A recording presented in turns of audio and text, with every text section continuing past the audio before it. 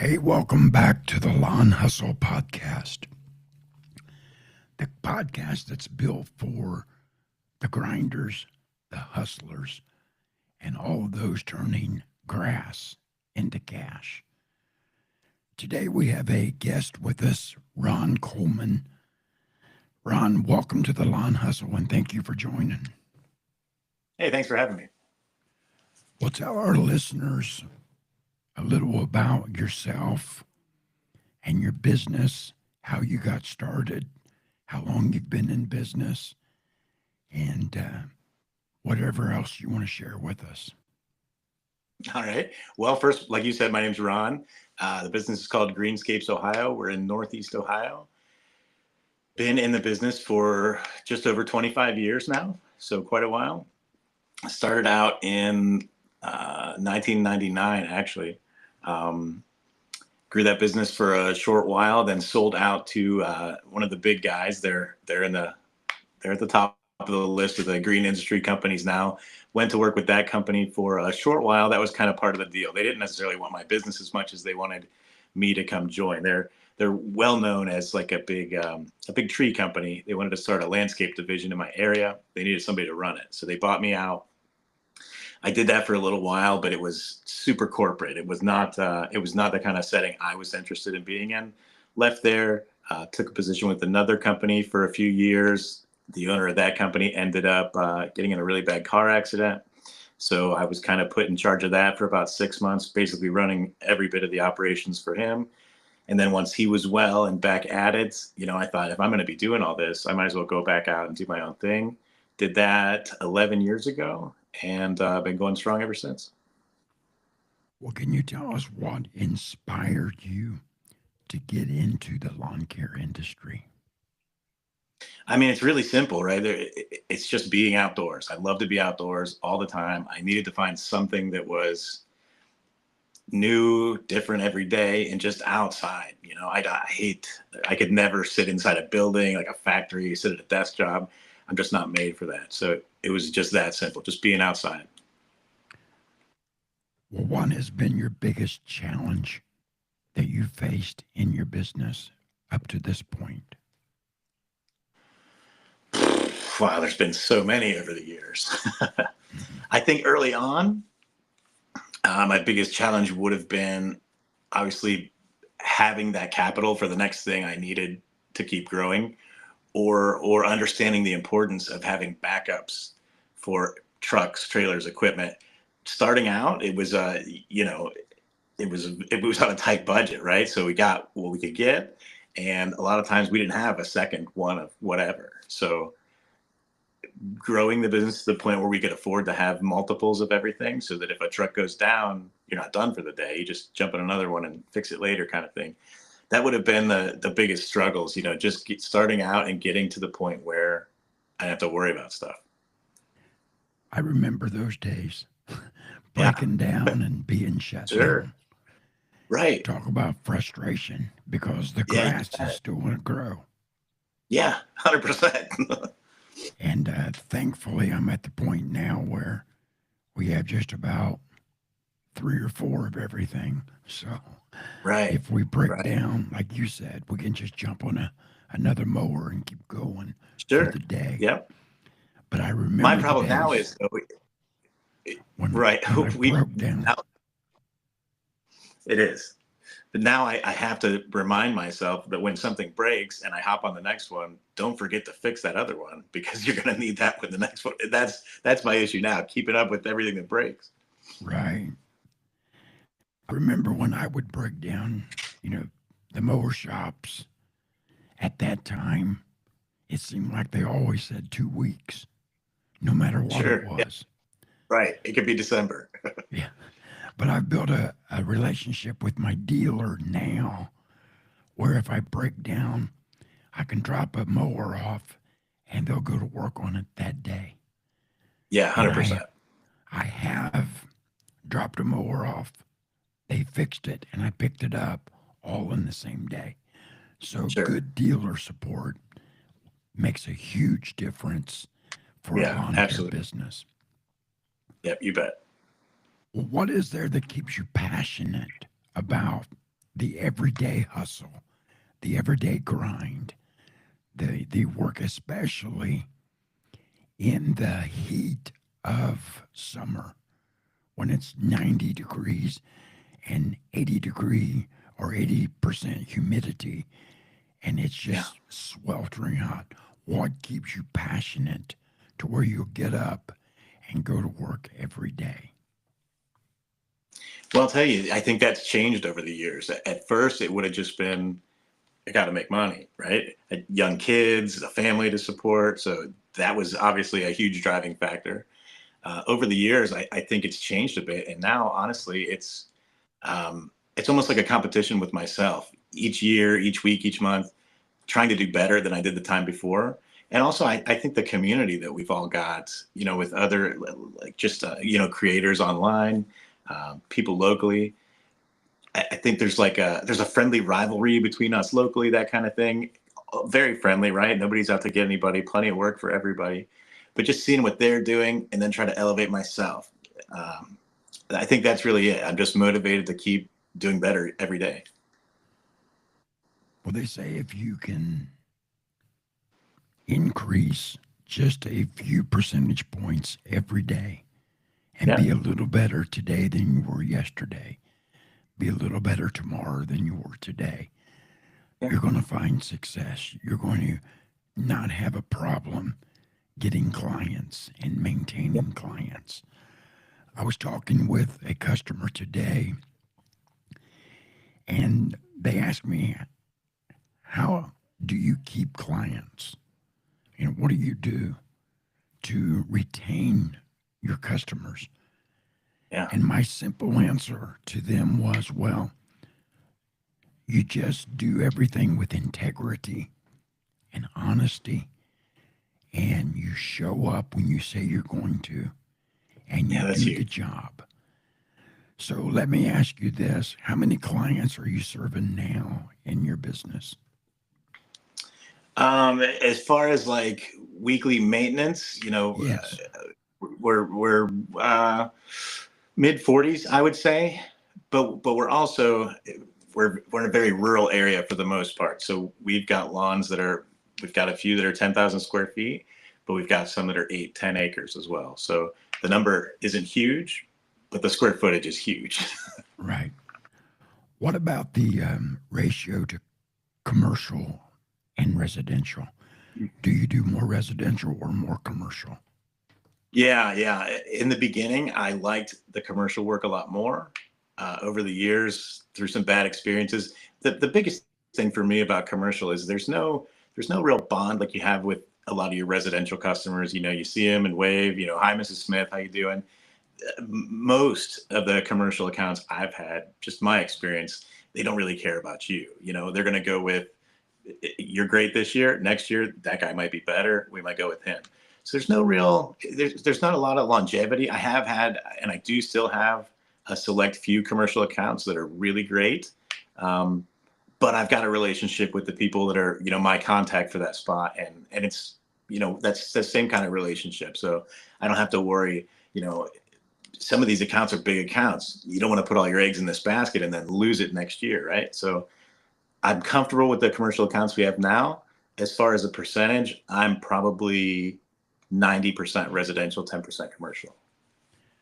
Well, you hit something very true, that commercial property, they don't care about you. All they want is their property serviced. They just want the Yeah. grass mowed, the bushes trimmed, or the parking lot plowed and salted. Yeah. To them, it doesn't matter if it's you or Chuck in the truck, as Sure. long as somebody will show up and get the job done. But those residential, I've got some that I've been serving since, well, for the last 16, almost 17 years now. Sure. I got them when I first started my business, and I've been able to retain them through the years just by building a relationship with them, thinking of them as more than just a client, developing a friendship, Yeah. a working relationship between the client and me as the business owner. And we have been successful. Our ratio is about 60 residential, 40% commercial. And when I say commercial, I throw in the churches into the commercial side of it Sure. because, it's just more commercial than it is residential. Sure. But if you could go back to day one when you first started your business, Okay. what advice would you give yourself?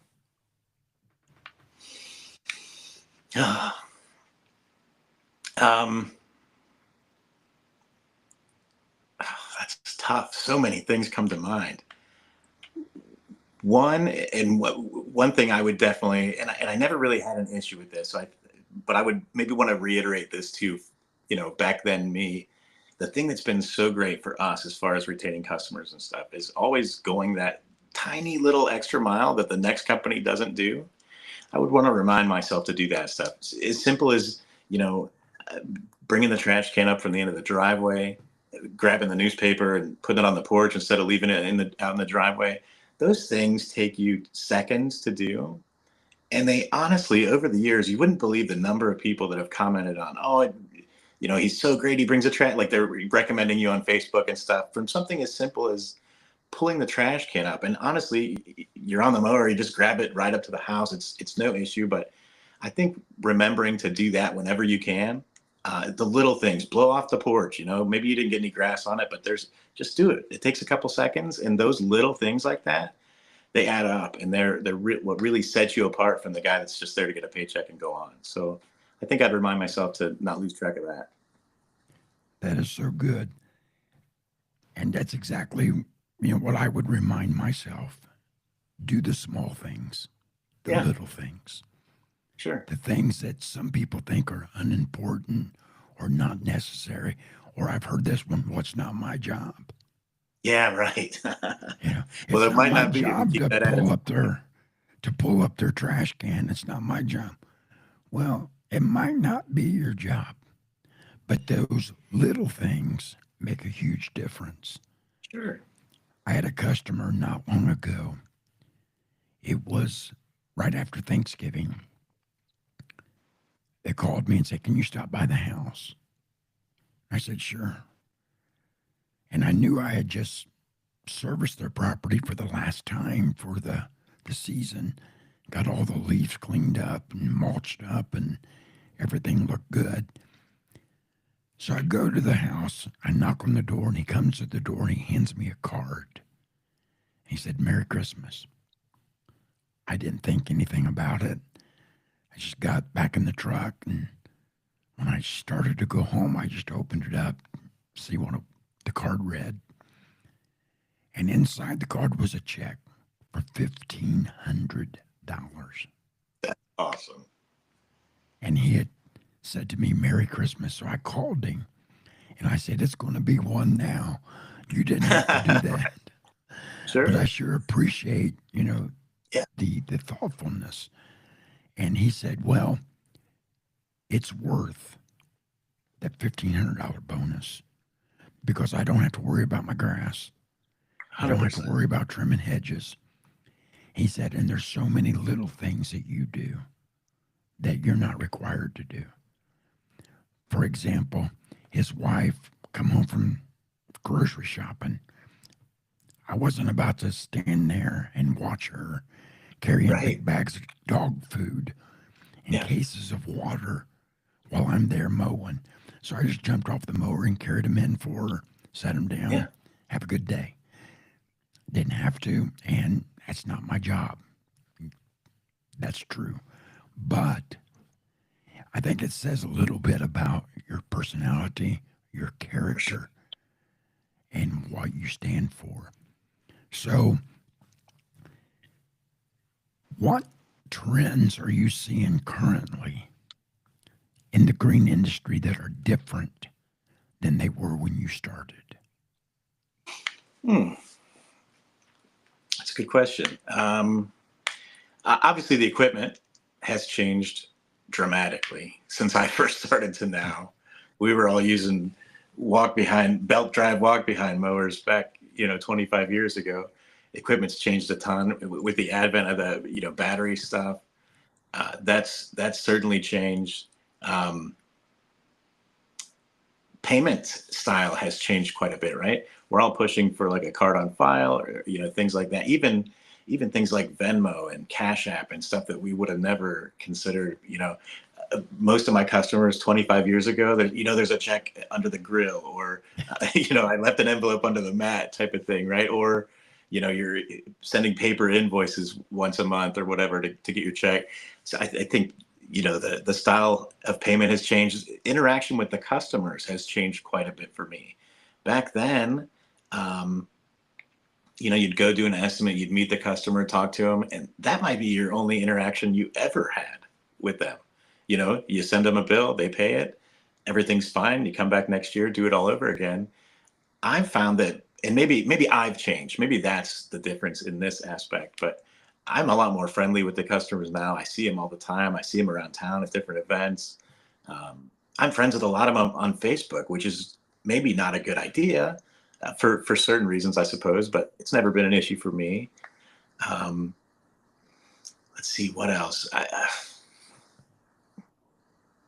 But that's a tough one. So many things have changed. I've noticed, this is a big one, I think.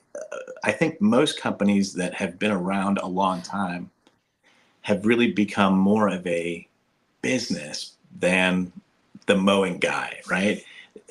People in this, I think a lot of small businesses in this space have become more professional appearing than what they used to be. Mm-hmm. Back in the day, it was a job that, like the chuck in the truck, right? Anybody with a lawnmower and a pickup truck was out there grinding, making money on the weekends and stuff. It seems that we've elevated ourselves to be a little bit more respectable. We're not the guy driving around in the beat up truck with his shirt off, smoking cigarettes. I've noticed that. Maybe I guess I would go with that overall. That's the biggest change. The attitude that not only we have for ourselves and our business, but I've noticed the attitude that people have toward us has changed quite a bit over the years. And I think what's helped change that, and I've seen that too, and I believe you're right.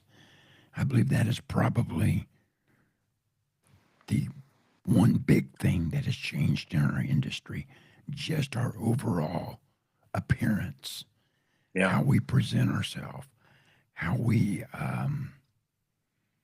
brand ourselves. I think it's changed drastically for the good. Yeah. But I think what has helped change that is attending some of these events that are going on, like coming up in October with the Equip Expo. It's our Super Bowl in the green industry. Absolutely. It's the 6th largest trade show in the United States. Yeah. That's huge. And our industry is a part of that. Yeah. And so I think those things have helped change the overall appearance of our industry. And I think attending like the LCR Summit with Naylor Taliaferro, being a part of groups like you are with the Echo Means Business, those things make a huge difference. And it makes us look more professional. It makes us appear to be more of a business than the chuck in the truck. Yeah, you bet. So you've been in the industry for quite a few years now. Yeah. Are there any misconceptions about the lawn care industry that you would like to clear up, or? Yeah, I would. There's a list. Yeah. Let's start with, a lot of my friends, for example, people I meet, oh, you own your own business, you must be rich. Oh, you're swimming in money, right? And or like, hey, there's this thing on the 15th. You want to go? Well, I got to work. You work for yourself. You can take it off. You make your own schedule. Yeah, well, and then the fact that, oh, it must be so nice just, working whatever, like in the spring or in the late fall, even the winter, when we're not working a 50, 60-hour week that we normally would. the idea that the time we spend out in the field is it, and then we're done, right? I'm working, you know, it feels like 24/7, right? If I'm home, if I'm at the shop, whatever, there's something that needs done. Just because I'm not out producing income physically working doesn't mean I'm not working. I'm doing estimates, I'm doing billing, I'm always doing something. So I think that's the biggest one that would be for me. Just it's not what people like to think it is. So we're not swimming in piles of cash over here just because we own our own business. Yeah, I've had people tell me, when you own your own business, you can take off anytime you want. Yeah, sure. Yeah. And people say, well, why did you go into business? Did you not want to work for somebody? You wanted to be your own boss. Well, yeah, that's kind of true. Sure. But even though I don't have a boss to answer to every morning at the shop, I have 140 bosses, Yeah, right. you know, that I Yes, answer to every week. So absolutely. I don't think that there's ever a time when you're really your own boss. I consider little Mrs. Smith down the road. She's my boss. Yeah, She's the one yeah, that writes me a check. yeah. She's the one I got to make sure is happy, and the one that is getting the best service that's possible. So I don't know if you ever really become your own boss because however many clients you have, that's how Yeah, many bosses you have. yeah, you bet. So, For sure. what are you currently noticing in the green industry that is getting your attention? Is it battery powered equipment, autonomous mowers, battery powered mowers? Is there something in the industry that you see that's getting your attention or that maybe concerns you? Well, certainly both the things you mentioned, the autonomous mowers, those are awesome. Um, the battery powered equipment is very interesting to me. We've taken on the battery equipment pretty strongly. I use battery equipment every day. I think that's huge, and I think depending on your region, even your small local areas, for us here, um, I'm about 15 minutes from a college town, Kent, Ohio. It's a very green, earthy, kind of hippy dippy city. And there is a market for customers who are willing to pay a premium for that battery service. So that's very interesting to me, something that I'm kind of dipping my toe into a little bit. We haven't gone to any battery powered mowers. Yeah, I do have some 21-inch battery powered mowers that rarely get used, but as far as like a big stand on or ride on mower, I haven't taken that step yet. I hope to, but we need to get the battery technology up a little bit and the cost down a little bit, and then I think I'll be in for that. Um, the autonomous mowers are very cool in the fact that they don't call in sick. They don't have a court date, all those things. They don't need workers' comp if they step in a hole. That's very intriguing to me. Um, I have a couple of properties where they could be useful, but again, the cost is up there and everyone's got their own model, right? If you sign up for, you get this autonomous mower, well, then you have to sign up for this service, this software that needs to be updated, and you've got either a monthly payment, an annual payment. I think that it's a great idea, but I think we're upcharging ourselves to a point where it's no longer a great idea. It would have saved me, if I can save $50,000 in salary, but I've got $50,000 in software updates. What I'm getting close to back where I came from. So, but the battery thing is huge to me. I think soon. Well, I shouldn't say soon. 5 to 10 years. I think it's going to be most of what we see. Well, I was interviewing a guy on my podcast a few months back about AI, Hmm. and he was saying within the year, we're going to see, and I don't know, he says he works for a company that Elon Musk owns. And he said, we're going to see robots out mowing yards. We're going to see driverless vehicles pulling up to properties to service. Sure. So I am intrigued by where our industry is heading, but I'm also a little concerned.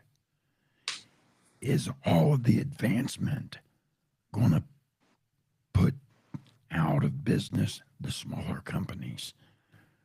Is it going to hurt the industry as well as help it? So I'm a little concerned. I've had people send me some battery powered blowers. And to me, the batteries just don't last very long at all.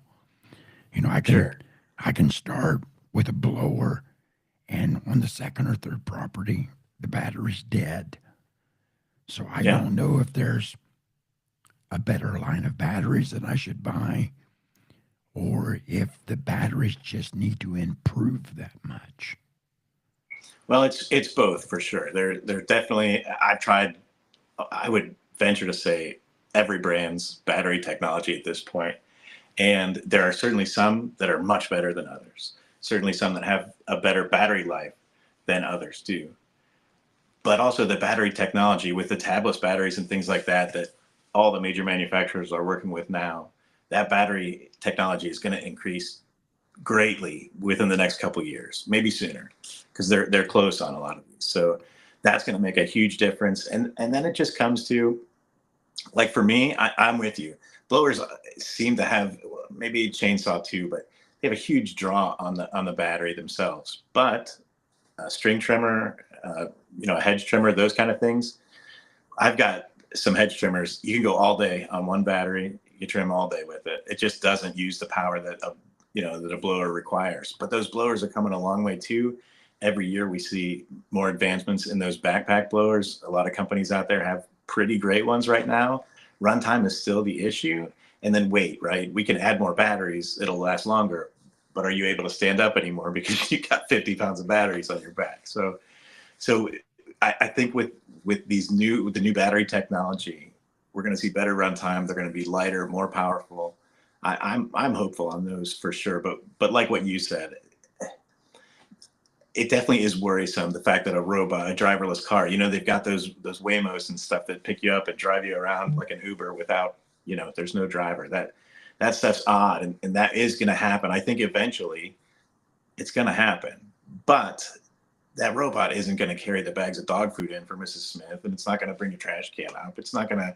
There's going to be people that are looking for that aspect. I think probably always, hopefully, and people aren't quick to switch over from things like that either. So I think one day in the future, that's probably going to be, everyone's going to have a little robot that does everything for them.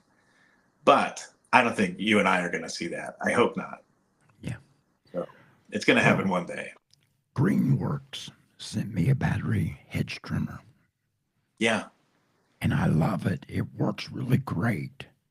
Yeah. But it's so heavy. Okay. It's a lot more heavier than my steel gas-powered hedge trimmer. Sure. So I find myself, after several bushes, putting the battery powered down, firing up the gas-powered one, and, finish the job. Just because it's heavy, not because I'm having trouble with the battery or that it doesn't cut, doesn't do what it's supposed to, because it does do a good job. And the battery does seem to last on that hedge trimmer for a long time. But it just gets so heavy because that battery is so big. It got that big rectangle on the back of it. Yeah. So, and I think that's the difference between just one model and the next. I think if you tried, like I use some that Echo has, and they're so much lighter than the gas counterparts. And also, did you put a 5 amp hour battery, an 8 amp hour battery? They're different sizes, different weight, obviously. But I found great luck with a 5 amp hour battery. I'll go all day long with that, and it's much lighter, and it doesn't get hot, and I don't have fumes, and and especially with trimming bushes, right?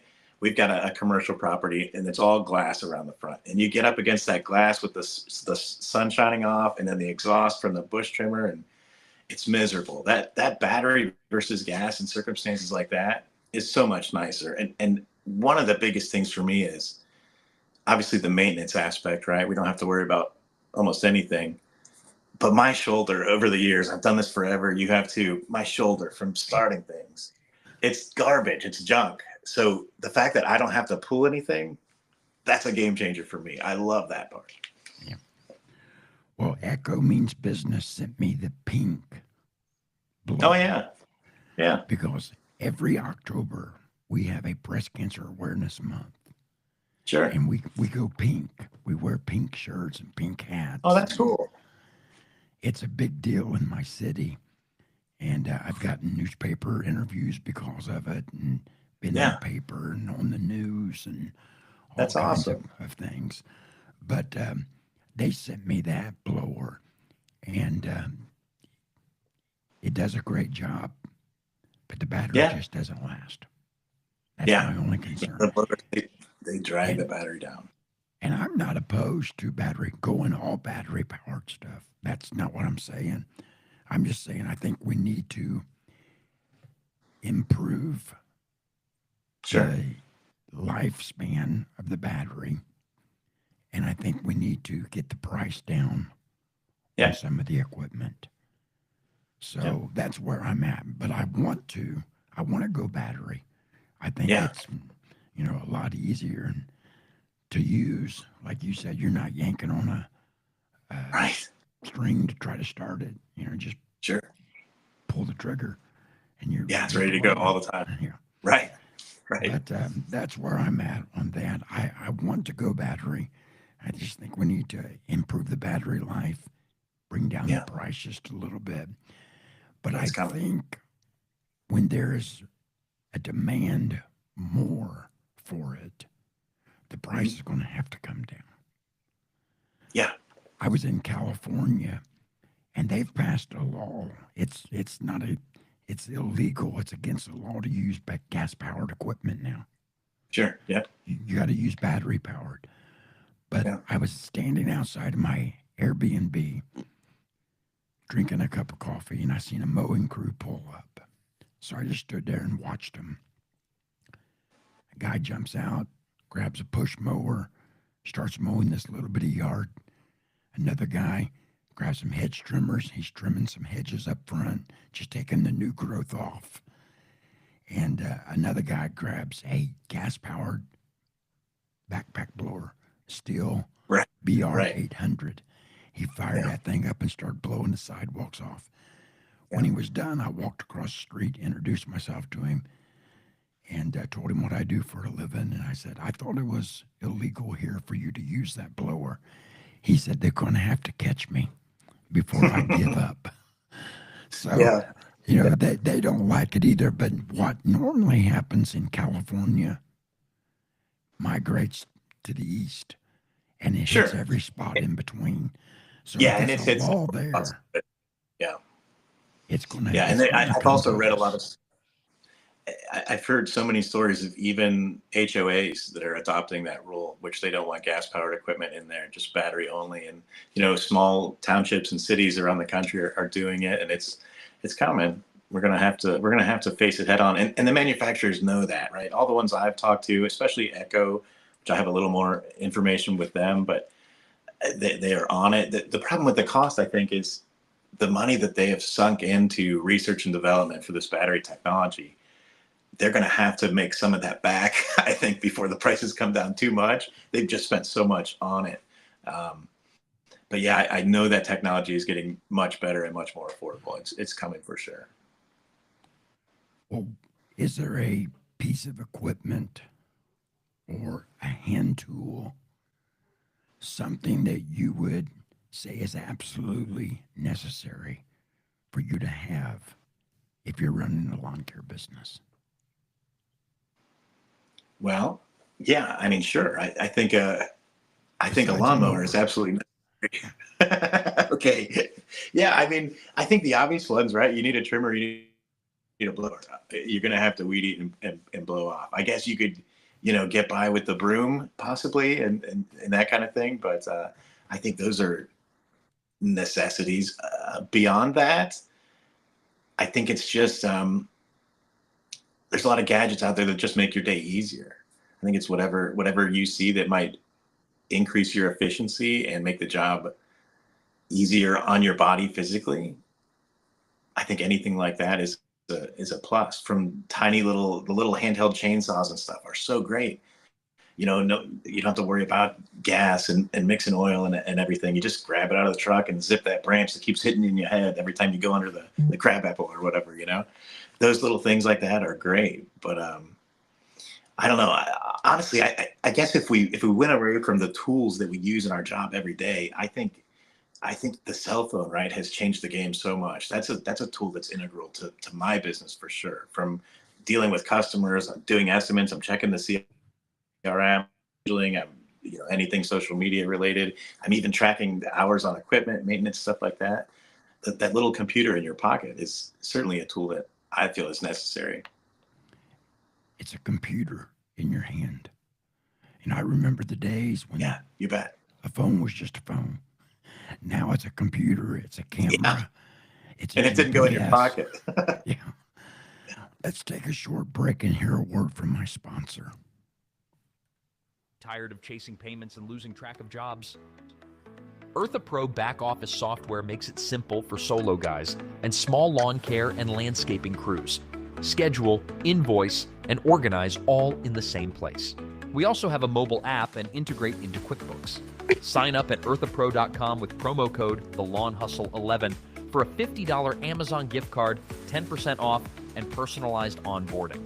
EarthaPro, you run the outside work, we run the office. And we're back with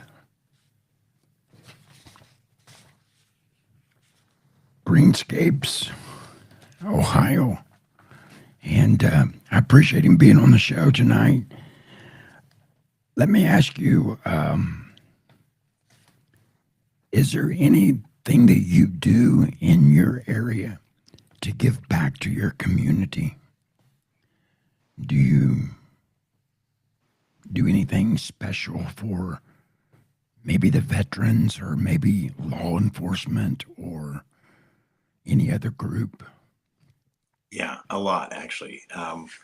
It's one of my favorite parts of the business is the opportunity to give back to that. Everything from youth baseball sponsorships, working on their fields, drainage projects there, our local park in our town. We've done everything from 46 acres of aeration there, seed work, obviously monetary donations for all these things. Veterans Day and 4th of July parades, we donate a lot of stuff to that. Things at the local cemetery. I mean, you name it, I'm always looking for some way to get involved. We actually had, just a couple days ago, I was doing an estimate for a customer. One of her friends was walking through the neighborhood. She stopped and they had a quick conversation about a local elementary school that has kind of it's not necessarily a community garden, but it's a small fenced in garden, maybe like 50 by 50 square, that they take the kids out and teach them about gardening and planting and stuff like that. And there was a parent who was running it for that program at the school. They've had some health issues, so they're not able to do that anymore, and they can't find anyone to take it over. So I took that on just a couple days ago as well. I'm always looking for that, right? What else are we doing all this for other than to, have that part? We have a good time with it.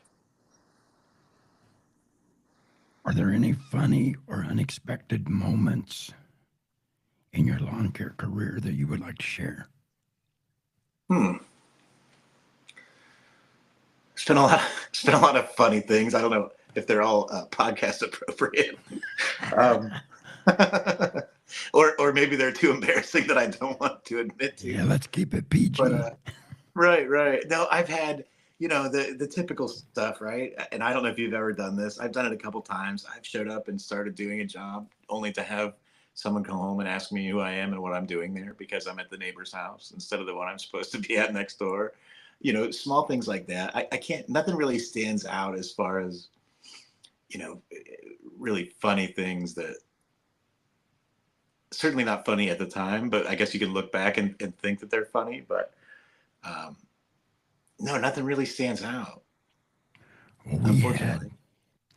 I had an employee that has a friend that needed a yard done. Well, I thought the guy knew where it was and all that, so I asked him where it is, and he told me. We go, and I said, "Which one is it? Which house?" He said, "I think it's this one." We mow the whole yard, and it was a big property. We mow it, we trim, we blow. We blowed off the porch, the back patio, just everything that you would do to try to impress somebody. I done Sure. it because I wanted to retain that property. Yeah. And we were loading back up. I pulled up on the trailer, jumped off, lifted the gate up. The door across the street opened. A lady stepped out and said, "Are you Andy?" I said, "Yeah." She said, "I think you were supposed to mow my yard."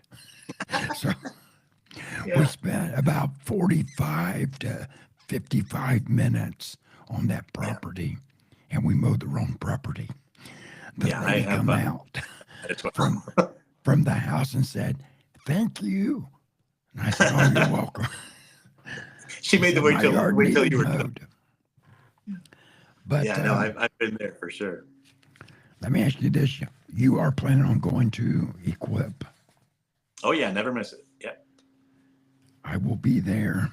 Um, are you going to be at the Echo Means Business booth or Yeah. So anytime? I've got a couple things. I will be there. I think I'm coming in Tuesday. Wednesday, I'll be at the Echo social media patio. They're calling it this year. It's basically, it's not the booth where they're going to have all the equipment, but it'll be down next to Pod Row. So I'll be there for happy hour, I believe, from 3 to 5 on Wednesday. And I'm sure That's I'll in be the in and West out of Room. there. Yes. Yep. Yeah, it'll be right next to Pod Row.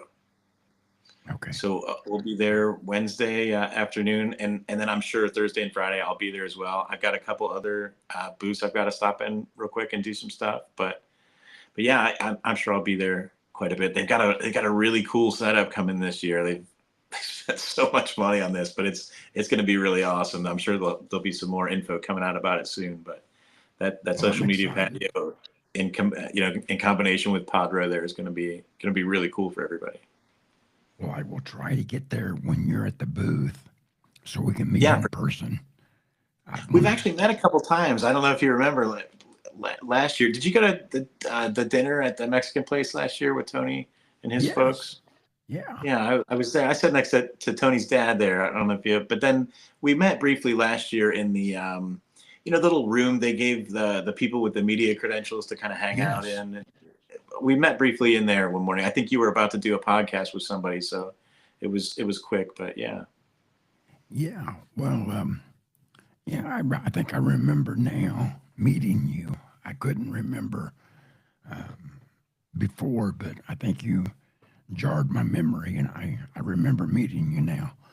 Yeah. But I'm going to be there all week. I'm coming in for the LCR Summit Okay. on Monday and Tuesday, and I'll be there. I'm actually coming in on Sunday, so I'll be there Oh, cool. Sunday till Saturday of Nice. the week.